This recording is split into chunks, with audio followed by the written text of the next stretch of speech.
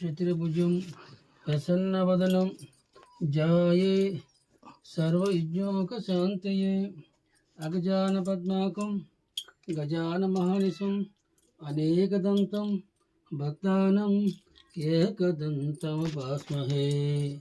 గురుబ్రహ్మం గురువిష్ణుం గురుదేవో మహేశ్వర గురు సాక్షాత్ పరబ్రహ్మం తస్మై శ్రీ గురువే నమః. ఓం సమ్యకాయ నమః, ఓం ఏకదంతాయ నమః, ఓం కపిలాయ నమః, ఓ గజగణాయ నమః, ఓ లంబోదరాయ నమః, ఓ వికటాయ నమః, ఓ ఇజరాయ నమః, ఓ యనాయ నమః, ఓ దేవపకేత నమః, ఓ గణిజ్యాయ నమః, ఓ పాలసందాయ నమః, ఓ గజాయ నమః, ఓ వక్రతుండాయ నమః, ఓ స్వర్పకర్ణాయ నమః, ఓ హిరంబాయ నమః, స్కాంద సంధ్యాపురజాయ నమః, మహాగణపతే నమః.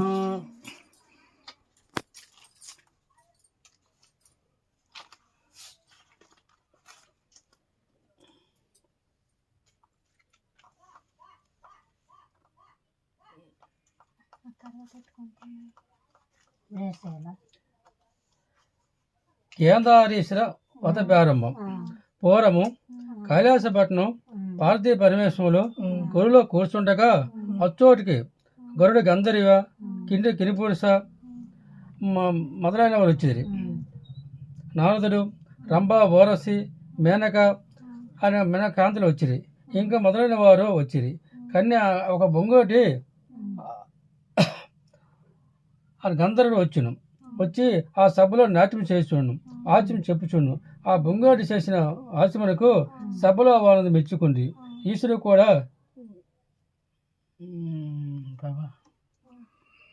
మెచ్చుకుంది. ఆ సభలో ఉంది. ఈశ్వరుడు కూడా ఆ బొంగోటి ఆచం చేసి, ఆ బొంగోటి నీకు ఏం వరం కావాలో కోరుకోమను. అప్పుడు ఆ బొంగోటి, ఓ దేవదేవ, ఓ పరమేశ్వర, నా తప్పులు క్షమించు, నన్ను కాపాడు రక్షించు అని, నాకు ఏ ఆపద వచ్చినో కాపాడు రక్షించమని అని ఈశ్వరుడు అడగడానికి కోరుకోను. ఆ బొంగోటి ఈశ్వరుని నమస్కరించి పార్వతీదేవి నమస్కరించినందున అప్పుడు ఆ పార్వతీదేవి నాద ఆ బొంగోటి నీసు నమస్కరించిన కానీ నా నామస్కరించలేదు. కానీ మేము అడగా ఈశ్వరుడు చెప్పారు, ఓ పార్వతీదేవి, బ్రహ్మజ్ఞానం ఎవరో తెలుసునో వారికి నమస్కరించని చెప్పి అని అను. అప్పుడు ఆ దేవి కోపించి, నాదా నీకు బ్రహ్మజ్ఞానం తెలిసినా నాకు తెలియదా అని కోపించి అరణ్యనందులో పల్లెనందులో వెళ్ళిపోచుండు. కొంతకాలంకి వెళ్ళేసరికి గౌతమ మహాముని ఆశ్రమం ఉండగా ఆ గౌతమ మహాముని చూసి ఎదురుగా వచ్చి శ్వాసపరిన దండమును గావించి, ఓ తల్లి పార్వతీదేవి, నీ రాక నా జన్మ పావనమైంది. తల్లి నీ దర్శనము భాగ్యం లభించింది అని ధన్యతులైతునని తల్లి వేడుకొనగా ఆ యాశ్వను తీసుకుని వెళ్ళిను. కొన్ని దినం వచ్చిన తర్వాత పార్వతీదేవి, ఓ గౌతమ మహామహర్షి, ఈశ్వరుడు ఇక్కడికి వచ్చినట్లు ఏ మతం కానీ యజ్ఞం కానీ ఉన్నది అడగగా ఆ గౌతమ మహర్షి పురాణం శాస్త్రమును పరిశోధించగా ఒక కేంద్రేశ్వర వ్రతం ఉన్నది ఉంది. మా పార్వతీదేవికి ఈ కేంద్ర వశము 21 రోజు చేసినట్లయితే ఈశ్వరుడు తప్పకుండా పవిత్రమై వస్తానని చెప్పును. ఆ గౌతమ చెప్పగా పార్వతీదేవి చెప్పును. అప్పుడు పార్వతీదేవి కేంద్ర స్వతని మంత్రము అన్ని సామాన్లు భద్రపరిచి 21 రోజులు ఈ వ్రతం చేయగా కైలాసపట్నంకి పోయి ఈశ్వరుడు ఈ పార్వతీదేవి చేసిన వ్రతం మెచ్చుకొని గౌత ఆశ్రమంకి వచ్చి, ఓ పార్వతీదేవి, నువ్వు చేసిన వ్రతం మెచ్చుతుంది, నీకు ఏం వరం కావాలో కోరుకోమను. ఆ పార్వతీదేవి, ఓ నాథ, నీ భాగ్యం నందు చేసుకోమని చెప్పును. అప్పుడు ఈశ్వరుడు అట్లనే చేసిను. ఆ భాగం చేర్చుకొని ఆ కైలాసం పోయి పార్వతీ పరమేశ్వరులు వెళ్ళిపోయి కొంతకాలం తర్వాత వైశ్వవునికి పుణ్యావతిని భాగ్యావతిని 2 కుమార్తె కలరు.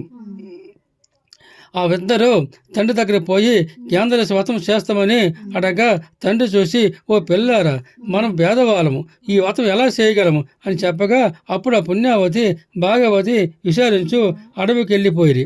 ఆ కొలులో పుట్టిన పుణ్యకాంతలో కేంద్రరసం పూజ నిమంత్రము సారముకి వచ్చిరి. అప్పుడు పుణ్యావతి భాగవతి వారిని చూసి, ఓ అమ్మలారా, ఇచ్చడికి ఏం వచ్చి ఉండదు కారణం అనగా ఇట్లు చెప్పారు, ఓ పిల్లారా, ఈ దినము కార్తీక పున్నము కార్తీక వ్రతం చేయుటకు స్నానం వచ్చి చెప్పగా, ఆ అమ్మలారా, మేము చేసుకుంటాం, స్నానం చేస్తామని చెప్పి కొంచెం ఆములమును కుంకుమ ఇమ్మని చెప్పిరి. అనగా వాళ్ళు ఇచ్చిరి. అవి పుచ్చుకొని ఆ కులం స్నానం చేసి ఒడ్డుకు వచ్చి, ఓ అక్కయ్య, ఓ చెల్లెమ్మ, మనం పేదవాళ్ళము, ఈ వ్రతం ఎలా చేయగలము అని మన తండ్రికి అడిగితే ఏమి డబ్బు లేవని చెప్పినాడు అని విచారిస్తూ మరిచెట్టు వద్దకు వచ్చి, ఓ కేంద్రేశ్వర, మీ పేదవాళ్ళము, ఎలాగ ఈ వ్రతం చేయగలమని విచారిస్తూ మీద చూసేసరికి మరి పళ్ళు కనబడను. ఇద్దరు ఆలోచించి, ఈ మరి పళ్ళు బూర్లుగా భావిస్తాము, ఈ మరి ఆకులు తమలపాకులుగా, ఈ మరి ఓడలే తోరణాలుగా అని ఆ మరి చెట్లు కూర్చుండి సాక్షిగా భావించుకొని ఆ చెట్టు మొదటినే కేంద్ర వ్యవస్థము చేస్తుండగా తలంచిరి. ఇంకా 10 నిమిషాలు చూడగా వాగపళ్ళు, బలుసు పళ్ళు తెచ్చిరి. ఇంకా అనేకమైన పుష్పములు తెచ్చి ఆ చెట్టు వద్దనే కేంద్ర పరిపాలన సంపూర్ణ చేసిరి. సాష్టాంగ దండాభారం చేసి అప్పుడు తన పూజించిన పుణ్యస్థానంలో బూరెగాను తోరణాలు గాని ఆవశ్యకలుగా మారినవి. ఇంకా వాళ్ళందరూ ఆనందించి, ఓ కేంద్రేశ్వర, మా తప్పుకు క్షమించు, మమ్మ కాపాడమని నమస్కరించి ఆ పూజను పట్టుకొని ఇంటికి వెళ్ళేసరికి వీళ్ళు ధన్యదానం తలసూస్తుండు. ఆ తండ్రి చూసి ఎంతో సంతోషించి అప్పటి నుంచి ప్రతి సంవత్సరము కేంద్ర వ్రతం చేస్తుంది. ఎలాగా కొంతకాలం జరిగినప్పటికీ వజ్రీపట్నం పెళ్ళాడి తన దేశంలో పోయిను. మరి కొన్ని జరిగినప్పటికీ సోళా దేశం నుండి వచ్చి భాగ్యవతిని పెళ్ళాడి తన దేశం తీసుకుపోను. వారందరూ అత్తవారింట్లో ఆ స్టైలిష్తో తొలచూస్తుంది. భాగ్యవతి ధనం అధికనై కేంద్ర వ్రతం మానివేశను. ఆ రాజ్యంపై పైరా దండించినట్టుగా చేసిను.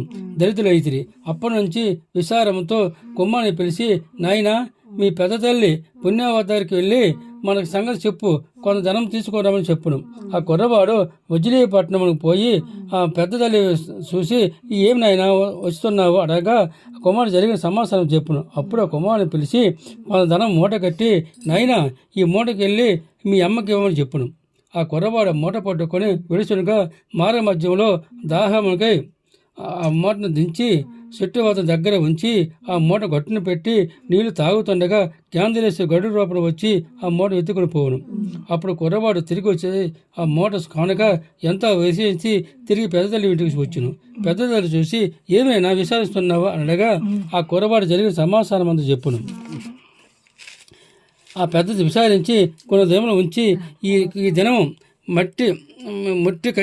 ముట్ట కట్టి ఈ మూట జాగ్రత్త తీసుకోమని అని చెప్పి పంపించును. ఆ కుర్రవాడు మూట పట్టుకొని ఆ మళ్ళా చెరువు వద్దకు వెళ్ళి వచ్చును. ఆ మూట ఒడ్డున పెట్టి స్నానం చేస్తుండగా అంతలో కేంద్రేశ్వర వల్ల ఆ మూట ఎత్తుకొని పోవును. అప్పుడు ఆ కుర్రవాడు తిరిగి చూడగా మూట లేకపోయినప్పటికీ ఆ కుర్రవాడు విషాదిస్తూ తిరిగి పెద్ద తల్లి ఇంటికి చేయను. పెద్ద తల్లి చూసి కుమ్మని చూసి, ఏమి నాయనా తిరిగి వస్తావు అని అడుగును. అప్పుడు ఆ కుర్రవాడు జరిగిన సమాచారం అని చెప్పును. అప్పుడు పుణ్యవతి ఎంతో విచారించి, రేపటి దినము కార్తీక శుద్ధ పూర్ణమి కేంద్ర వసము చేసినట్లయితే ఏమో ధనం లభిస్తుంది అని చెప్పి తలంచి, నాయన, రేపు కేంద్ర వ్రతము నోము నోసుకుందాము అని చెప్పును. ఆ తర్వాత పుణ్యవతి కేంద్ర వ్రతము సామానెత్తు జాగ్రత్తపరిచి పొరున్నాడు ఉపవాసం ఉంచి కేంద్ర వ్రతము ఇద్దరిని పరిపూర్ణంగా సమర్పించేసును.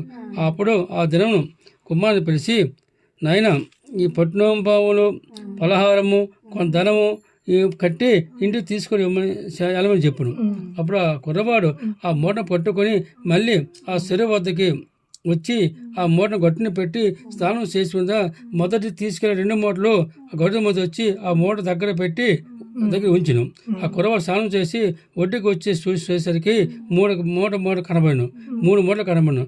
ఆ కుర్రవాడు ఎంతో సంతోషించి, ఈ దినము కేంద్రేశ్వరు కదా ఇచ్చాడు అని సంతోషించి ఇంటికి వెళ్ళి ఆ కుర్రవాడు జరిగిన సమాచారం చెప్పును. అప్పుడు భాగ్యవతి ఎంతో విచారించి పెద్దతల్లి ఇచ్చిన పట్నోపములు పలహారములు తన తల్లికి ఇచ్చును. అప్పుడు తల్లి చూసి ఆనందించి, నేను కేంద్ర వ్రతం మానివేస్తుంది, అందుకే ఇట్లా ఆపద సంబంధించి చెప్పి, అయ్యో, ఈ వస్తువులు ధరించి ప్రసాదం పుచ్చుకొని, ఓ కేంద్రేశ్వర, మా తప్పుకు క్షమించు, మమ్మ కాపాడు అని అని వేడుకొనగా అప్పుడు కేంద్రీయులు దయామడి మొదటి రోజులో అపరించి రాజుకిచ్చిరి. అప్పటి నుండి ప్రతి సంవత్సరము కేంద్రీయ వ్రతం చేస్తును.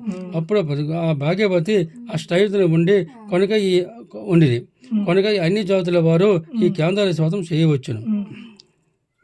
సంపూర్ణం.